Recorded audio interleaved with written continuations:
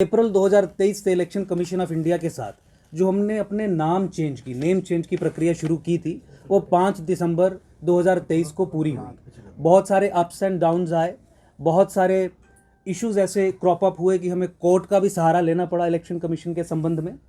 एकजुट जम्मू, जो जम्मू संभाग में civilisational war in terms of different issues जो हमने टेकअप यहाँ पे किए, चाहे वो 370 के खिलाफ लड़ने की बात हो, चाहे वो डेमोग्राफिक इन्वेजन के खिलाफ अपनी बात रखने की बात हो, जम्मू की पॉलिटिकल डिसएम्पावरमेंट और कश्मीरी हेजिमनी की बात हो, राष्ट्रीय सुरक्षा से क्या उसका दृष्टिकोण है उसकी बात हो, और उससे फिर प्रेरित हो कि जिस तरीके से एकजुट जम्मू राष्ट्रीय स्तर पे जाके एकजुट भारत, एकजुट सनातन भारत और एकजुट का संस्कृत अनुवाद एकम सनातन भारत बना। तो इलेक्शन कमीशन के साथ हमारी ये लगातार प्रक्रिया चल रही थी कि हमें राष्ट्रीय स्तर पर रिकॉग्निशन मिले। 5 दिसंबर 2023 का ये आदेश जो इलेक्शन कमीशन ऑफ इंडिया ने इशू किया, जो हमें ईमेल के माध्यम से और स्पीड पोस्ट के माध्यम से भेजा गया, आज मैं प्रेस कर्मियों के सामने वो रख रहा हूँ। आपकी और दर्शकों की सुविधा के लिए मैं इसे पढ़ भी लूँगा और फिर इसकी क्या इम्प्लीकेशन है उसके ऊपर भी 1 मिनट के लिए आपसे मैं बात रखूँगा। आप ये देखिए कि ये जो एड्रेस किया जा रहा है इलेक्शन कमीशन ऑफ इंडिया के द्वारा, ये टू द प्रेसिडेंट एकम सनातन भारत दल को किया जा रहा है।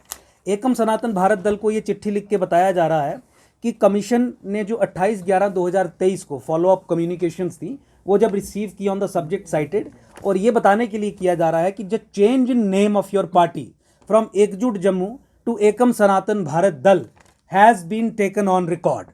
तो मैं बहुत बहुत बधाई देता हूँ जम्मू संभाग के लोगों को भी, एकम सनातन भारत दल के कार्यकर्ता को भी, एकजुट जम्मू एकम सनातन भारत दल के साथ जो भी जुड़ा रहा उन सभी को भी, आम जनता को भी, पूरे देशवासियों को भी, कि सनातन संस्कृति, सभ्यता और धर्म के सशक्तिकरण के लिए एकम सनातन भारत दल जो political vehicle pan India level पे एकजुट जम्मू का स्वरूप बड़ा करके हमने लॉन्च किया है, उसकी एक सफल शुरुआत हो गई है। और आज प्रेस के माध्यम से आज हम आधिकारिक तौर पर यह डिक्लेयर करना चाहते हैं कि एकम Sanatan Bharat Dal across the length and breadth of the country 28 राज्यों में और तमाम केंद्र शासित प्रदेशों में 400 के करीब एमपी कैंडिडेट्स खड़ा करेगा, जो लोकसभा 2024 के चुनावों में पूरे दमखम से लड़ेंगे। और जम्मू कश्मीर के संबंध में मैं आपको बताऊं, हमने पहले भी ये कंसिस्टेंट स्टैंड हमारा रहा है कि कश्मीर से हमारा कोई लेना देना नहीं। बात होगी जम्मू कश्मीर में तो केवल जम्मू के सशक्तिकरण की होगी, और जम्मू कश्मीर के संबंध में केवल 2 लोकसभा चुनावों पे 2 अलग अलग कैंडिडेट्स उतारे जाएंगे। जम्मू सांबा रियासी लोकसभा कॉन्स्टिट्यूएंसी और उधमपुर डोडा किश्तवाड़ कठुआ लोकसभा कंस्टिट्यूएंसी, यहाँ पे 2 कैंडिडेट्स उतारे जाएंगे। तो आज मैं आपके माध्यम से देशवासियों को और जम्मू संभाग के लोगों को कम से कम ये भी बताना चाहता हूँ कि हमारे 2 कैंडिडेट्स जम्मू कश्मीर से एमपी 2024 के लोकसभा चुनाव लड़ेंगे। जम्मू से भी लड़ेंगे और उधमपुर से भी लड़ेंगे, कश्मीर से नहीं लड़ा जाएगा।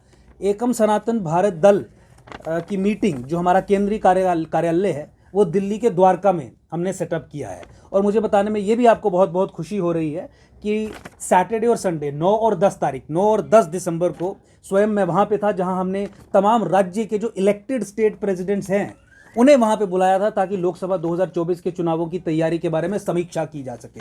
मैनिफेस्टो कमेटी हमने जो 40 मेंबर से अधिक की एक कमेटी है उसे कॉन्स्टिट्यूट किया था, जिसे अपनी प्रेजेंटेशन देनी थी, उससे विवरण लिया जा सके। मुझे बताते हुए आपको बहुत खुशी हो रही है कि एकम सनातन भारत दल पूरे देश के लिए, चाहे वो राष्ट्रीय सुरक्षा का मामला हो, चाहे वो फॉरेन पॉलिसी का मामला हो, चाहे वो इंटरनल इश्यूज़ का मामला हो, चाहे वो विमेन एंड चाइल्ड एम्पावरमेंट की बात हो, छोटे से छोटा विषय और ऊपर से ऊपर का विषय, पेट्रोल के दाम की बात हो, एलपीजी के सिलेंडर की बात हो, किस तरीके से दाम घटाए जाएंगे, टैक्सेशन की बात हो, तमाम विषयों पे अपना एक ऐसा मैनिफेस्टो रखेगी जो देश के लिए एक प्रेरणा का स्रोत बनेगा, हर एक पॉलिटिकल पार्टी के लिए एक प्रेरणा का स्रोत बनेगा। तो उसके साथ साथ ही वो हमने डिक्लेयर किया। और सबसे इंपॉर्टेंट कि एकम सनातन भारत दल का झंडा, जो ध्वज है, जो फ्लैग है, वो भी सामने आ गया। कल ट्वीट जारी करके मैंने एक छोटे से वीडियो के माध्यम से और एक पिक्चर के माध्यम से भी एकम सनातन भारत दल का जो झंडा है, जो फ्लैग है, वो लॉन्च किया था। ये झंडा एकम सनातन भारत दल का फाइनल किया गया है। ये झंडे में आपको 3 रंग दिख रहे हैं। मैं एक एक चीज़ का विवरण दूंगा, हल्के से झंडे का विवरण आपको मैं दे दूं। ये झंडा है, मैं ट्वीट के माध्यम से भी और ऐसे भी आपको इसकी कॉपी प्रोवाइड करा दूंगा, लेकिन मैं इस झंडे के बारे में कुछ बताना चाहूँगा पूरे देशवासियों को। एकम का ध्वज 3 रंगों, नीला, लाल और पीले रंग से बना है। आपने देखा, पीला, लाल और नीला 3 रंग हैं इस ध्वज में। ध्वज में संकेत रूप में श्रीहरि के वाहन गरुड़ उपस्थित है। ये जो ब्लू कलर, नीला रंग इसमें है, वो गरुड़ का प्रतीक है, आक्रामकता का प्रतीक है।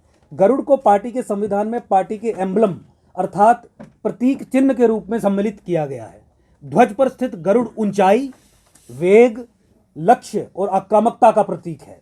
इस ध्वज में सनातन धर्म के शैव, नीला रंग शैव संप्रदाय, वैष्णव पीला, शाक्त शक्ति संप्रदाय लाल और गाणपत्य ए जो बना है बीच में एकम का, चारों बड़े संप्रदायों का मूल विचार छुपा हुआ है। देवासुर संग्राम में भगवान विष्णु के नीले पीले लाल रंग के ध्वज पर गरुड़ विद्यमान थे। उस युद्ध में भगवान ने कालनेमी का वध किया था। इस ध्वज के रंगों का संयोजन और इसमें छुपे गरुड़ का मूल विचार उसी संग्राम से लिया गया है। हमारा ऐसा मानना है कि आज भी सनातनी देवासुर संग्राम में खड़े हैं और कालनेमियों से घिरे हैं। यह धर्म ध्वज है जिसे धारण कर हम असुर और कालनेमियों पर विजय प्राप्त करेंगे। टेक वन अब आपके व्हाट्सएप पर। व्हाट्सएप करिए हाय 9728253663 पर।